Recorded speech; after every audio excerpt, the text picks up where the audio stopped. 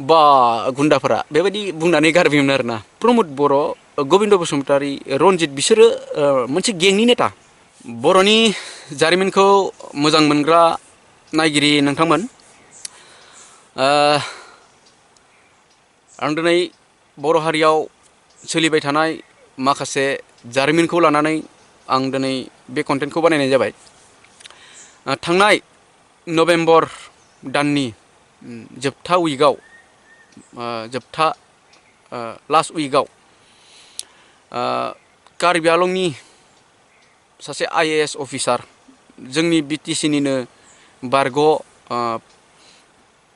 Principal secretary जन इंथि काटार बिथाङा जोंनि BTCआव फैनानै बाक्सा जिल्लायाव जिथु थांनाय नभेम्बर दाननि 27 नभेम्बराव ट्राइबेल स्टुडेन्ट इउनियननि जिथु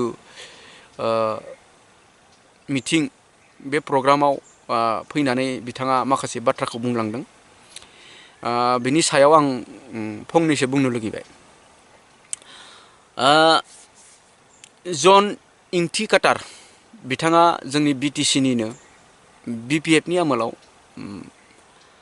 BTCनि प्रिन्सिपाल सेक्रेटारि जानानै थांखांबाय। बिथाङा सासे IAS अफिसार आरो बिथाङा जोंनि BTCआव फैनानै BTRआव जेबो गैया, BTRआ ट्राइबेलफोरनि बा बर' हारिनि माइनास पइन्ट, बेखौ बिथाङा बुंनानै गालांदों। बिथाङा जि बुंदों सैथो खोथा। बे हारसा रावाव बुंनायलाय बर' रायजो राजाफोरा गोबाङानो बुजियाखै जानांगौ। बिथाङा एसामिस रावजों मोजां बुंनानै गालांबाय। बेयाव आं बेखौसो बुंनो लुगैदों, UPPLआ जन इंथि काटारखौ केस होनांगौमोन। मानो केस होनांगौ? जेब्ला बनसुआ दिल्लीयाव थांनानै होख्रावहैयो, अब्ला बेयाव मोनसे कमेन्ट होनाय सासे गथ'खौ केस होदोंमोन UPPLआ, केस होदोंमोन। बे केस होनायनि नोजोराव नायोब्ला जन इंथि काटारखौबो UPPLआ केस होनांगौमोन आंनि नुहुरनायाव। खारन मानो होनना बुङोब्ला प्रमद बर'आ बा UPPLनि दैदेनगिरिफ्रा बर' रायजो राजाफोरखौ गोबां गोदै गोदै थगायनानै फुस्लायनानैसो बे BTR एकर्डखौ खालामदों आरो बे BTRआव बा BTCआव दायो सासन खालामदों। बर' रायजो राजाखौ UPPLनि नेताफोरा आखायाव लानो हाबाय, राजखान्थियाव फैनो हाबाय, पावाराव फैनो हाबाय। आरो दिनै बर' रायजो राजाफोरखौ बे जन इंथि काटारा फैनानै फोजाखांफैदों। प्रमद बर'मोनखौ माइनास पइन्ट खालामदों। अब्ला UPPLआ जन इंथि काटारनि सायाव केस होनांगौमोन, खिन्थु जों केस होनायखौ नुदिया। जानो हागौ एसामिस रावाव बुंनायलाय निउसखौ बर'फ्रा एसेबां बुजिया, बेखौ साननानै बिथांमोना केस होआसै जानांगौ। खिन्थु होनांगौमोन। दिनै सैथोखौ बुंफैदों साला जन इंथि काटारा BTCआव फैनानै। बेयाव प्रमद बर' मा बेसेबां लासिं सिं जादों। UPPLआ केस होनांगौमोन आरो जन इंथि काटारखौ। खिन्थु दुरबलताखौ नुबाय UPPLआ, लाजिखोसो ना माखो। सैथोखौ बुंनायखाय, सैथो बाथ्रा बुंनायलाय केसखौ होआसै जानांगौ। खिन्थु होनांगौमोन आरो UPPLआ केस होनांगौमोन जन इंथि काटारखौ। खारन बियो BTCनि बर' रायजो राजाफोरखौ फोजाखांफैदों, सैथोखौ बुंना होफैदों नालाय, बेनिखायनो केस होनांगौमोन आरो। जियानो जादोला, दिनै आं बुंनो लुगैबाय, UPPLनि दैदेनगिरिफोरा आंनि नोजोराव मोनसे गें नेता बायदि।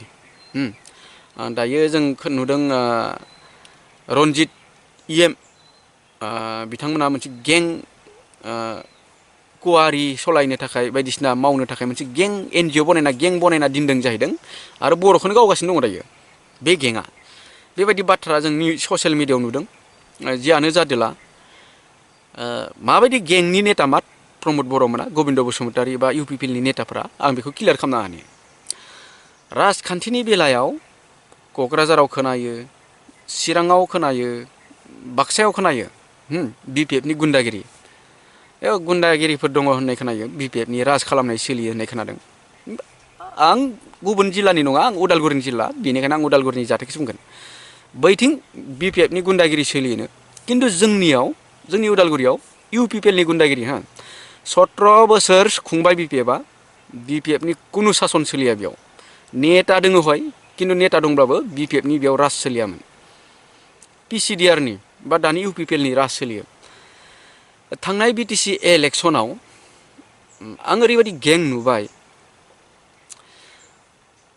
इउपिपिएलआव सापर्टारफोरा इउपिपिएलनि सापर्टारफोरा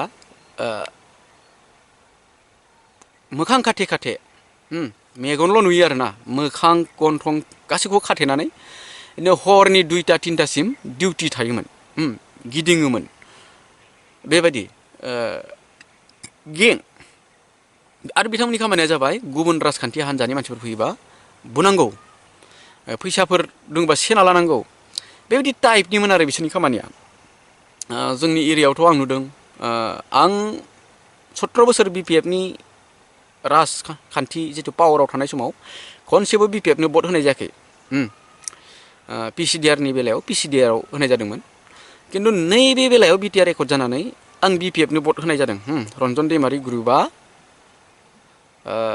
बिपिएफखौ सापर्ट खालामनायलाय आंबो बेयाव थांबाय बिपिएफनो सापर्ट होबाय बिनि आगोलथ' बिपिएफखौ मोजां मोनामोन जोंहा जि थांखि दंमोन आबसुनि सायाव दंमोन बा एनडिएफबिनि सायाव दंमोन नाथाय नैबे बिटिआर रेकर्डआ एनडिएफबि आरो आबसुनि सायाव जेबो आसा थाहोआखै बेनिखायनो आङो रन्जन दैमारि ग्रुपआ जितु बिपिएफखौ सापर्ट खालामनायलाय आंबो बेयाव सापर्ट खालामनाय जादों आंना फंबाया एनडिएफबि आरडि ग्रुपआव मुंख्लं जानाय नालाय बेनिखायनो आं आरडि ग्रुपआव सापर्ट खालामो किन्तु नुदों थांनाय बे बिटिसि इलेक्सनाव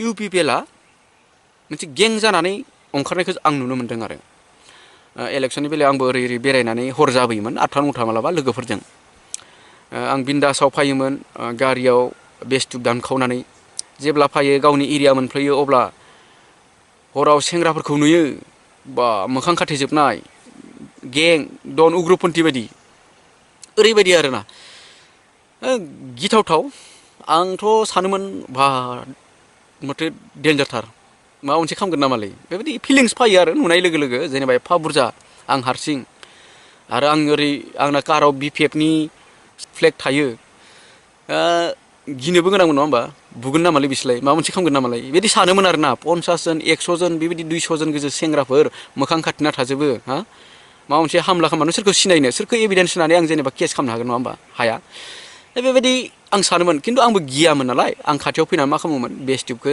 साउन्डखौ खम खालामनानै खोरखि खेवनानै बा गुन्दाफोरा बेबायदि बुंनानै गारबोयोमोन आरोना जेबो खालामामोन लकेलनि माखासे सेंग्राफोराबो बेयाव दंमोन नालाय आं मिथिखायो सोर सोर थाङो जेबो खालामनो हायामोन आरो आंखौबो लकेलनि मानसिफोरा मिथिखायो मा टाइपनि मानसि मोजांदों मोजां आखु गाज्रिदों गाज्रि आखु बेखौ आंखौबो मिथिखायो बेनिखायनो जेबो खालामामोन आरो थैनायखौ गिनो रोङि बेखौ आंखौ मिथिखायो लकेलनि माखासे बेक्तिफ्राबो बेनिखायनो आंखौ जेबो खालामामोन आं एदावना गारबायमोन बा गुन्दाफोरा होननानै आरोना मोखां खाथेजोबनाय गिलु बालु हरनि समाव जुदि 2 3 आइजोफोर माहाबा थांनानै फैयोब्ला हर जाबोयोब्ला मा खालायगोन इसोर नङा होमबा मोखां खाथेनाय सोरखौ सिनायगोन अनेक खालायनो हायो सिख्लाफोरथ' थाबायनो हानाय नङा बेबायदि आरोना मोखां खाथेजोबनाय आसरित बे नोजोरखौ नायोब्ला प्रमद बर' गबिन्द बसुमतारी रनजित बिसोरो मोनसे गेंनि नेता गेंनि नेता इउपिपिएलआ मोनसे गेंनि नेता बायदि राजखान्थिखौ खालामो राजखान्थियाव बिथांमोना मोनसे गें माबा खालामो गें दाब्रबो गें बानायजोबो गें बानायनानै सेंग्राफोरखौ बाहायो जियानो जादोला बे नोजोरखौ नायोब्ला प्रमद बर'मोना मोनसे गेंनि नेता बे आं खुद नुनाय आरो खुद बुजिनाय खुद बुंदों आं बेखौ जियानो जादोला दायो जेसेबां इउपिपिएलआव नेताफोर दङ बिसोर मोनसे गेंनि नेतासो दायो किन्तु मा खालामनो नङा होमबा दिनै बिथांमोनखौ इउपिपिएलनि माखासे बे गेंनि बेक्तिफोरानो दिनै गाज्रि मोना दङ प्रमद बर'मोनखौ हरनि समाव न'आव गुदुं उन्दुगौमोन गथ' गथायजों उन्दुगौमोन सोरबा हिन्जावजों आराम गुदुं उन्दुगौमोन गथ' गथाय न'खर गारनानै हिन्जाव गारनानै बिथांमोना प्रमद बर'मोननि थिननायाव गबिन्दमोननि थिननायाव मोखां खाथे खाथे हराव ओंखारदों हरनि 2टासिम 3टासिम दिनै जेबो लामा होआखै बिनिखायनो प्रमद बर'नि बे गेंनि टिमा बिसोरखौ रागा जोंना दङ दुखु मोनना दङ बेबायदि मा खालाय नङा होमबा इलेक्सननि सिगां जों लोगो इलेक्सननि बेलायावसो जों नारा नाथा इलेक्सन बायबाय बिनि उनाव आकु लोगो नङा होमबा खोन्थालायनो गोनां खोन्थाफिननो गोनां आरोना दायो दुखु मोनना दङ प्रमद बर'मोनखौ प्रमद बर'मोननि गेंनि जिथु सिपाहिफोर बिसोरनो दुखु मोनना दङ जियानो जादोला प्रमद बर'मोना मोनसे गेंनि नेतासो दिनै बिथांमोना बिटिसिखौ राज खालामगासिनो दङ जियानो जादोला नोंथांमोना बुजिबाय जानांगौ जन इंथे काटारा सासे IAS अफिसार बिथाङा फैनानै मा बुंना गालांखो नङा होमबा बिथाङा सैथोखौ बुंदों दिनै बर'फ्रा हारसायाव बुंनायलाय बुजियाखै जानांगौ प्रमद बर'मोना बिथांखौ केस होनांगौमोन आरो खिन्थु केस होआसै लाजिबाय जानांगौ बिनिखायनो केस होनो हायासै अधिकार गैया जाहैदों जियानो जादोला नोंथांमोना बुजिबाय जानांगौ बे कन्टेन्टखौ नायनानै नङा होमबा बे बर'नि रियेल जारिमिन बेनिखायनो आं बे जारिमिनखौ बेयाव थिसननाय जाबाय दिनैनि कन्टेन्टआ बेखिनियानोसै गोजोन्थों